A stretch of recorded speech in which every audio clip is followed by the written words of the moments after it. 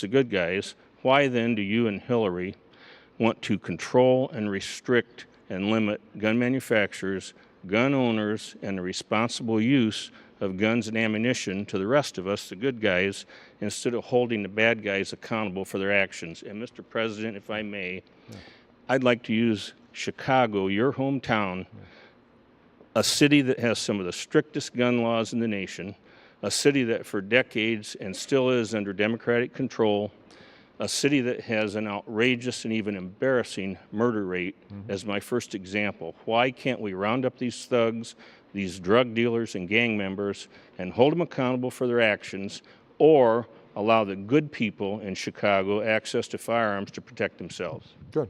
All right. Well, let me, it's a multi-part question, so let me just say a couple things. First of all, the notion that I or Hillary or Democrats or whoever you want to choose are hell-bent on taking away folks' guns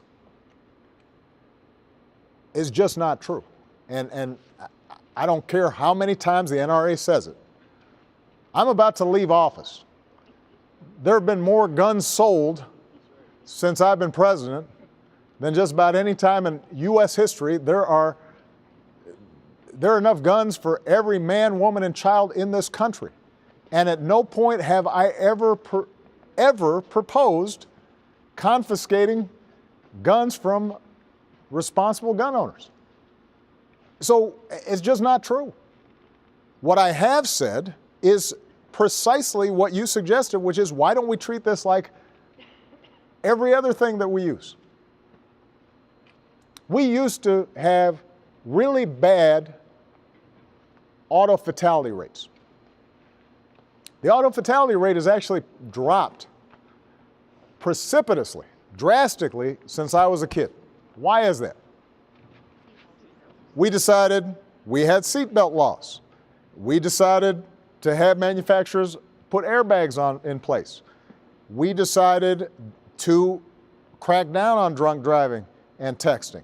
We decided to redesign roads so that they were less likely to have a car bank.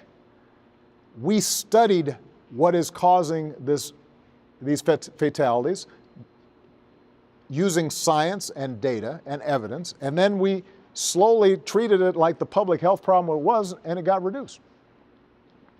We are not allowed to do any of that when it comes to guns, because people, if you propose anything, it is suggested that we're trying to wipe away gun rights and impose tyranny and martial law. Do you know that Congress will not allow the Center for Disease Control to study gun violence? They're not allowed to study it, because the notion is that by studying it the same way we do with traffic accidents, somehow that's going to lead to everybody's guns being confiscated. When we talked about background checks, if you buy a car, if you want to get a license, first of all, you got to get a license. You have to take a test. People have to know that you know how to drive.